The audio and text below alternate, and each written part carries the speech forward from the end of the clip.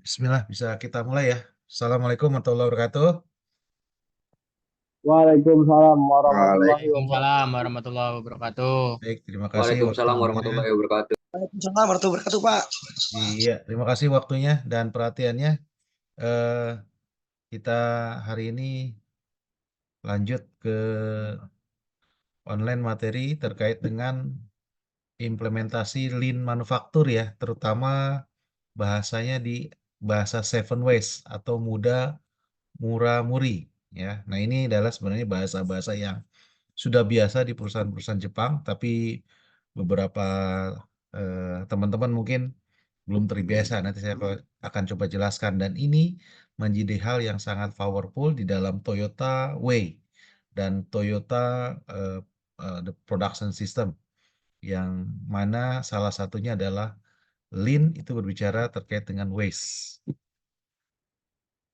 Oke, jadi secara umum bahwa Lean Manufacture itu bicara Lean itu sebenarnya slim ya. Jadi kalau bicara Lean Manufacture itu bicara production tanpa atau meminimalkan waste. Waste itu apa? Waste itu adalah kemubaziran.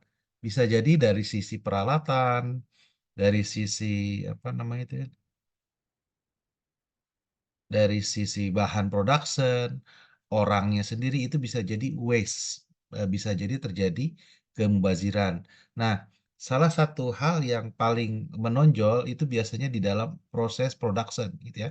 Di dalam proses produksi pada saat kalian bekerja, coba lihat, coba review bahwa di dalam proses bekerja itu ada dua elemen penting, yaitu ada value add work dan non value add work. Value add itu bicara terkait dengan pekerjaan yang punya nilai tambah.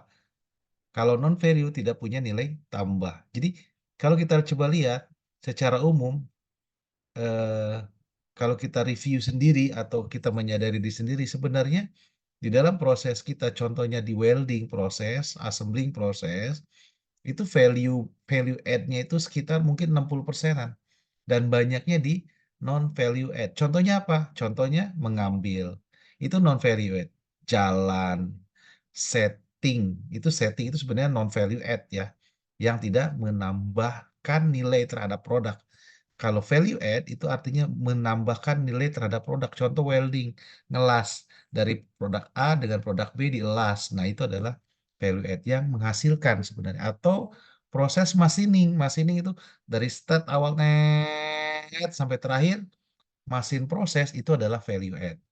Ya, jadi hal-hal itu yang kita perlu minimalisir ya. Salah satunya apa? Kita harus mengenal dulu apa itu waste. Ya. Nah, waste itu secara umum sebenarnya banyak di lingkungan kita. Nah, tapi selain waste, kita akan mendengar nanti adanya waste atau muda, atau bahasa Indonesianya pemborosan.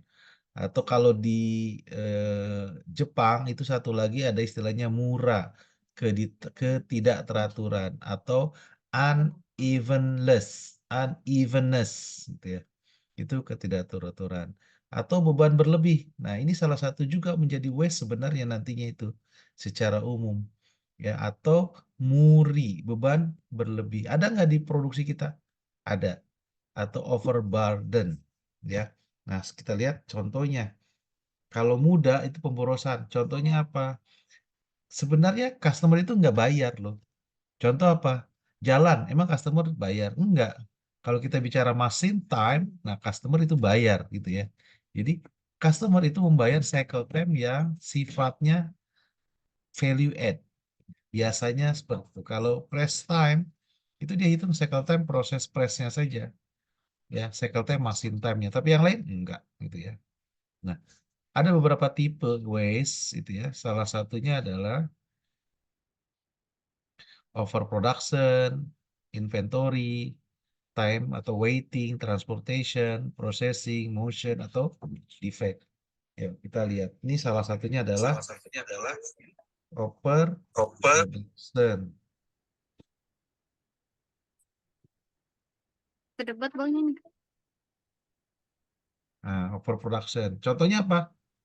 Pernah nggak di tempat kalian itu bikin harusnya apa namanya itu harusnya 1 jam dalam 1 hari delivery-nya contohnya 100, tapi kalian bikin 150.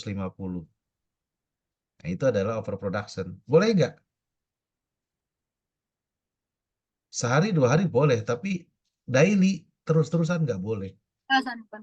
Ya, jadi production yang melebihi dari keinginan customer itu sebenarnya nggak boleh. Kenapa? Yang terjadi adalah overproduction. Timbulnya adalah apa? Inventory yang akan bertambah gitu ya. Jadi kalau kita bicara produktivitas, nanti contoh gitu ya, 10 orang membuat 100 unit, kemudian ada juga 10 orang bisa membuat 120 unit. Nah, padahal yang diperlukan oleh customer 100 unit. Nah, kira-kira apa yang harus kita lakukan? Hmm? Dari konsep ini, contohnya. Apa yang harus dilakukan? Salah satunya dengan cara mengurangi orang. Kenapa mengurangi orang?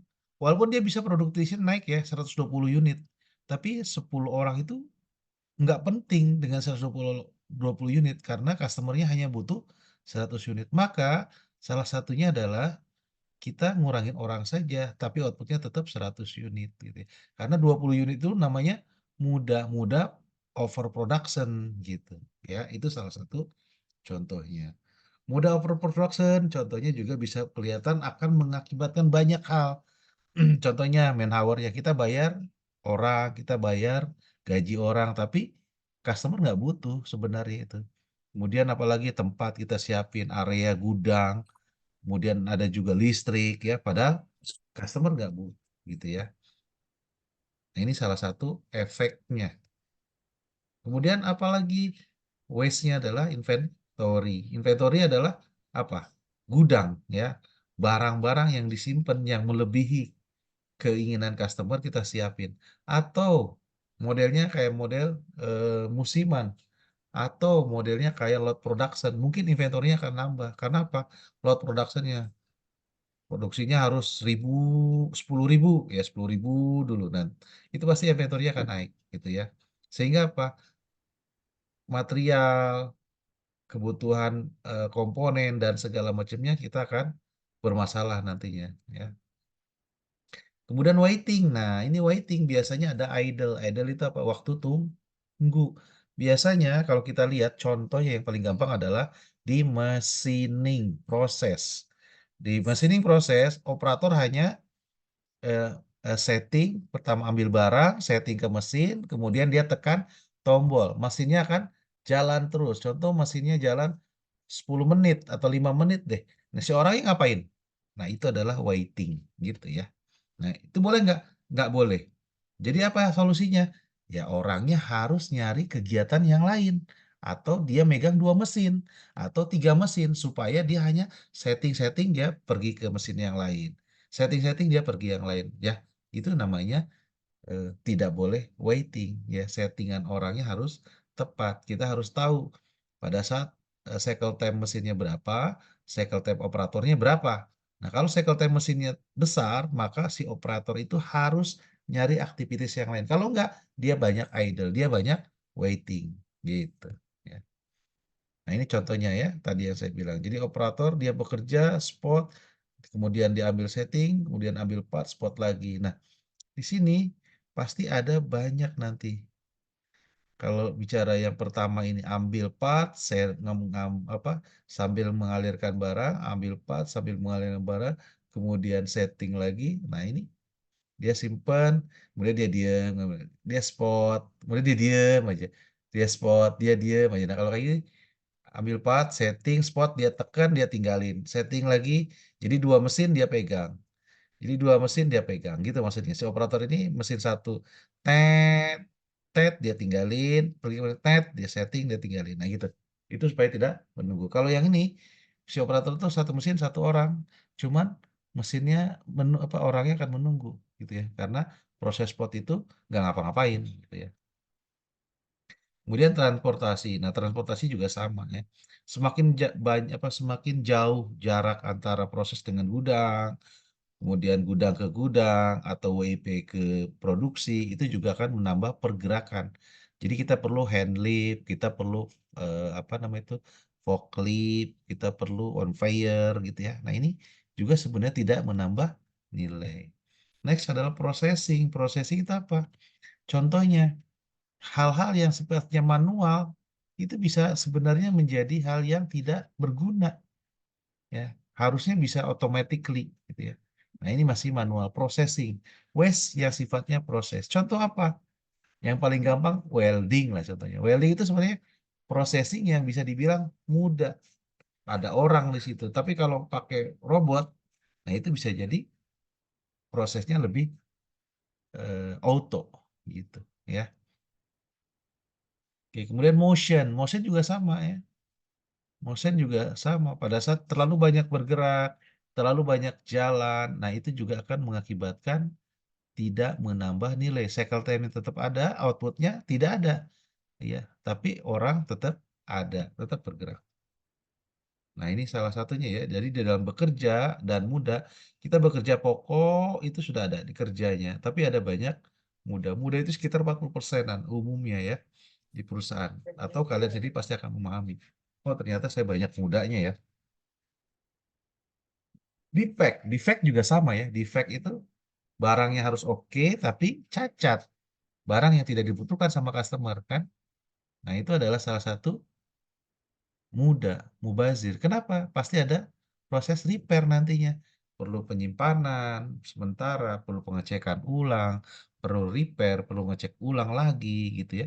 Nah, itu adalah sebenarnya hal-hal yang mudah. Banyak kan di pabrik? Banyak. Ya, nah itu hal yang penting yang harus kita ketahui bahwa itu adalah hal-hal yang mudah, yang mubazir, yang tidak dibutuhkan dan customer tidak mau bayar itu. Itu maksudnya. Nah, bagaimana caranya? Ya harus improve. Makanya pada saat kalian memahami 7 item muda ini, maka kita akan tahu bagaimana kita mengimprove. Jadi ini adalah hal-hal yang tidak diperbolehkan di manufacturing company. Di perusahaan-perusahaan manufaktur itu tidak diperbolehkan, ya. Nunggu overproduction, inventory, processing, defect itu nggak boleh. Ya, berarti gimana caranya? Improve.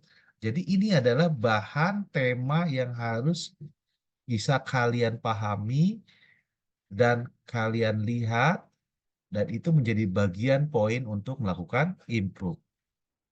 Ya, ini salah satu yang tadi secara umum seperti ini. Supaya apa? Berarti supaya tidak ada mudah pada saat sudah dilakukan improvement, berarti kita harus melakukan standarisasi. Nah, kemudian setelah mudah ada namanya murah. Murah itu ketidakteraturan. Berarti apa? Contohnya apa? Fenomena ketidakteraturan itu antara contoh planning produksi 8 jam, aktual 6 jam, kadang 12 jam gitu ya. Itu boleh nggak? Nggak boleh. Ya. Jadi kalau bisa mah rata fenomenanya. Kalau bekerjanya hari ini satu shift, besok 3 shift, besok lagi 2 shift, nggak bisa. Ya, itu nggak boleh. Ketidakteraturan itu mengakibatkan defect nantinya. Orang menjadi lelah, orang tidak stabil bekerja. Ya, makanya kenapa shift itu hari ini shift pagi contohnya ya, besok shift sore, besok yang lain shift 3, shift 1, shift 2, shift 3. Dalam 1 minggu 3 kali shift nggak boleh. Makanya itu kenapa hal itu tidak diperbolehkan karena tadi ketidakteraturan. Orang bekerja dalam 1 minggu satu shift, shift pagi saja 1 minggu. Ya paling banter itu masih ada toleransinya 2 minggu gitu biasanya ya, supaya teratur bekerjanya. Siklus bekerjanya teratur. Atau contoh ketidakterunan loading pekerjaan. Jadi hari ini overtime sampai pagi, besok libur gitu. Contohnya gitu ya. Itu juga nggak boleh. Ya yang satu loadingnya banyak, yang satu nggak banyak. Nah itu juga nggak boleh ya. Itu contoh eh, murah ketidakteraturan. Sama dengan kalian.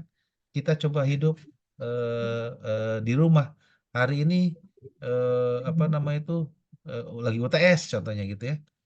Kemudian digeber belajarnya sampai pagi. Ya besoknya bisa ngerjain tapi setelah itu badannya nggak enak.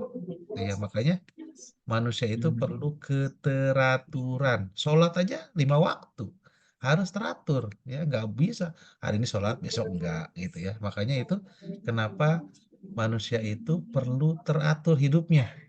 Ya makan teratur, ya kemudian sholat teratur, tidur teratur. Ada yang tidur jam 9. besok jam 12 malam, besoknya lagi nggak tidur. Orang itu mau jadi apa? Pasti dia akan sakit, ya. Nah itu sama dengan di production, ya. Kita bekerja juga sama, nggak bisa seperti halnya yang tadi.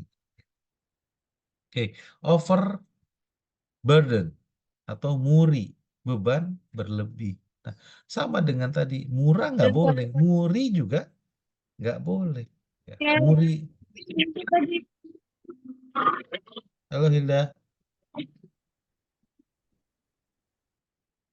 Oke, saya lanjut dulu ya. Jadi muri itu apa? Beban berlebih. Contohnya apa? Nah ini salah satunya adalah contoh truk 4 ton, isinya 6 ton. Boleh nggak? Kuat nggak dia truknya? Kuat mungkin sehari, 2 hari, sebulan ongkek langsung. Gitu ya. Forklift juga sama.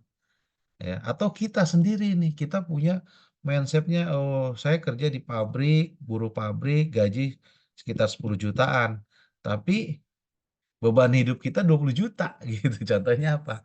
Eh, apa nama itu, cicilan rumah, cicilan mobil, cicilan ini, cicilan itu. Belum bayar rumah, belum belum makan, belum biaya anak, istri. Pengeluaran 20 juta. Kira-kira stres nggak? Stres. Itu namanya beban berlebih. Ya, manusia itu nggak boleh. Mesin juga sama. Makanya ada istilah mesin itu boleh 24 jam, boleh, tapi dia perlu manage preventive maintenance dalam sebulan, contohnya sekali. Ya, itu adalah mengurangi beban berlebih. Jadi, beban yang berlebih terhadap kemampuan manusia atau mesin atau peralatan itu namanya muri. Ya, oke. Nah, ini contoh ya.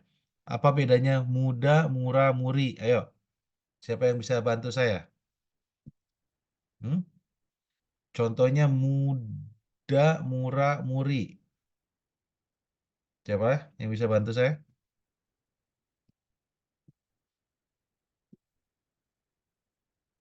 Halo?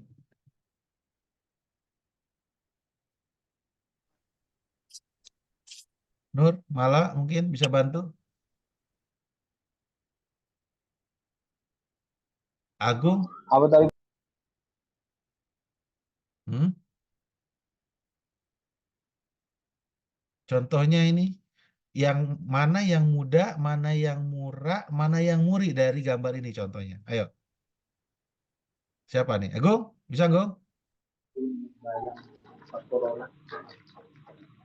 Hah? Murah, murah yang ini Pak, yang forklift Pak. Siapa? Ini siapa nih? Ini siapa nih? Aldo atau Aldo Pak. Aldo? Oke, Geraldo Pak. silakan Do. Contohnya Do gimana Do? Muda Itu yang kan mana Do? forklift Muda. kan murah saya. Muda dulu, nggak apa-apa. Muda apa? Muda, muda forklift Pak. Contohnya Muda 12 ton Pak. muda 12 ton. Ini kan kapasitas forkliftnya 4 ton. Makan Tapi murah satu ya? balok ini 1 ton gitu loh. Ini totalnya ada 12, berarti 12 Oh, ton. Gitu maksudnya. Nah, Oh, contoh muda kayak gimana nih? Si operator forklift itu yang dikatakan kegiatan muda itu apa? mudah itu kegiatan muda itu pemborosan. Ya kalau ini Ya, muri Pak. pemborosan. Contohnya apa? Kan kalau ini forklift 4 ton, diisi 4 Bawa baloknya balok, 4 satu-satu, ton. Pak. Berarti aman dong. Nah, yang namanya muda apa? Contoh, saya bilang muda ini adalah kapasitas 4 ton, dia ngambil 1 balok doang. 1 balok doang. 1 balok Oh. doang. 1 ton doang. Itu namanya muda muda. Pak, pembawa bajiran, Nah, muwazir. Nah, sekarang murah. Apa itu murah tadi? Murah ketidakteraturan. ketidakteraturan Peraturan. Berarti contohnya apa? melebihi kapasitas Pak. melebihi kapasitas 4 ton. Mudah ketidakteraturan. Berarti kadang ngambil 2 ton, kadang 4 ton gitu loh. Maksudnya itu namanya Ambilnya bebas Pak, sesuka murah. hati. Itu suka hati gitu bahasanya. Kadang 4 ton, kadang 2 ton, kadang 1 ton. Nah, itu namanya murah. Muri apa? Muri tadi apa? Beban?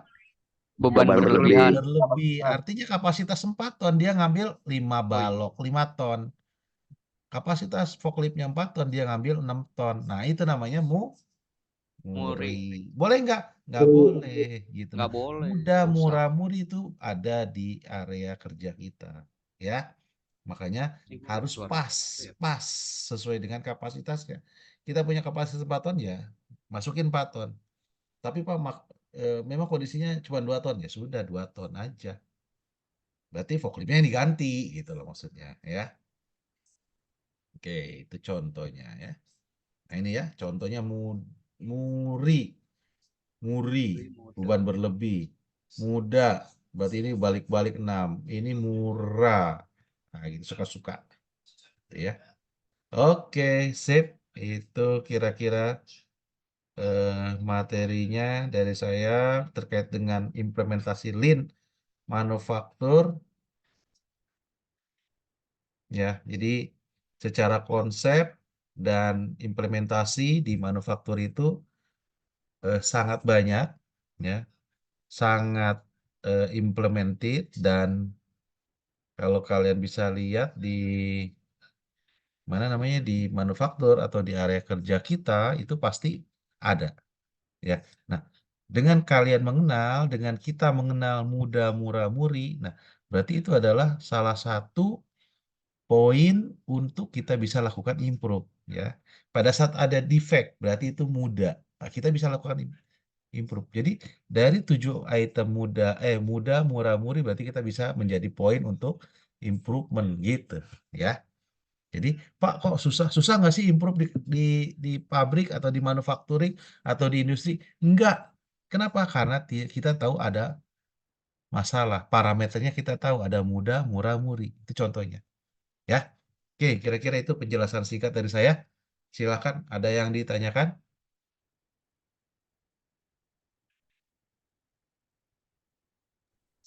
Pak, saya mau Yuk. nanya, Pak.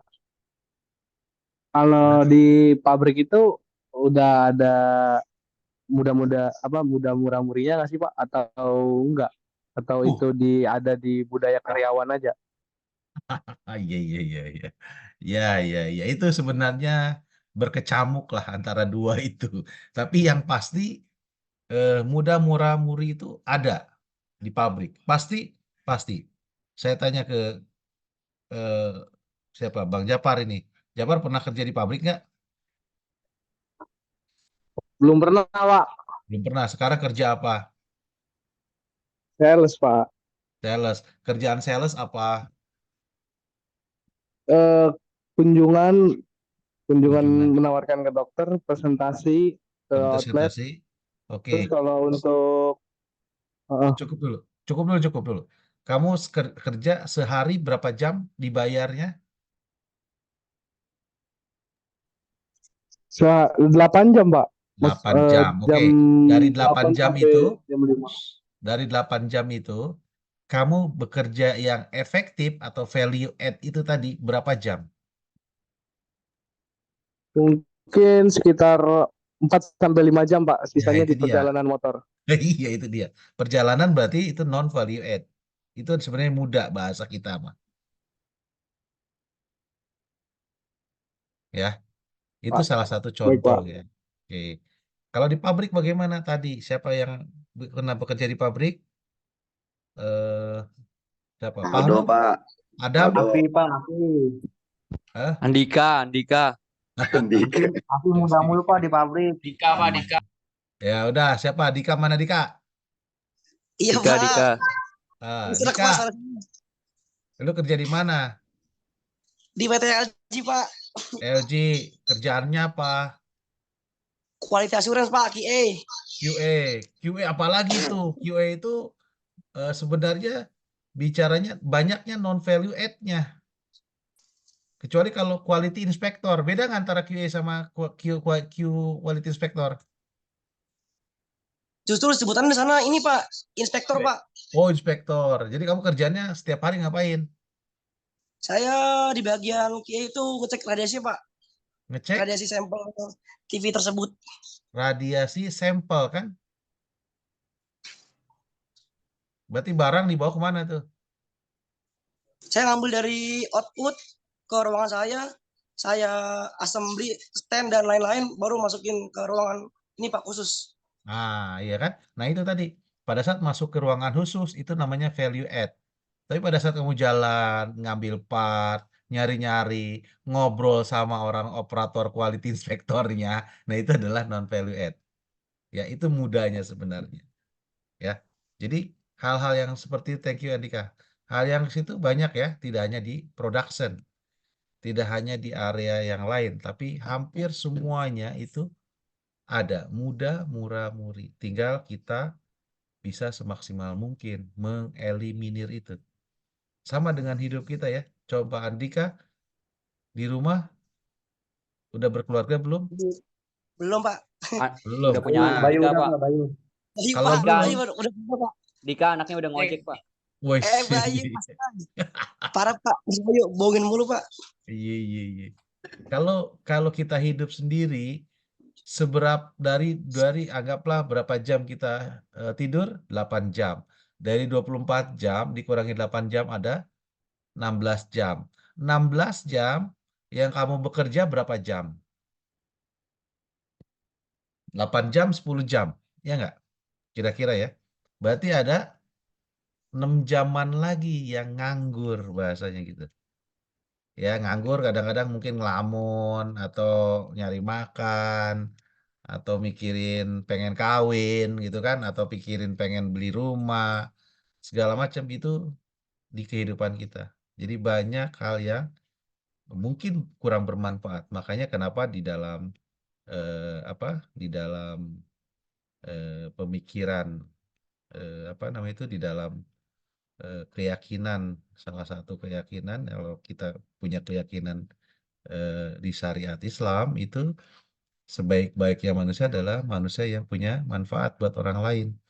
Dan kalau bisa setiap hari itu bacanya zikir. Zikir itu buat mengingat kita dapat amal perbuatan sekecil apapun kita dapat amal perbuatan. Nah, gitu. Jadi jangan bengong, jangan maksiat gitu. Itu salah satu contohnya ya. Itu mudah murah murih gitu loh kalau di kita itu. Ya. Oke, silakan. Ada lagi? Cukup, saya punya waktu 1 menit lagi. Cukup Pak. Cukup ya.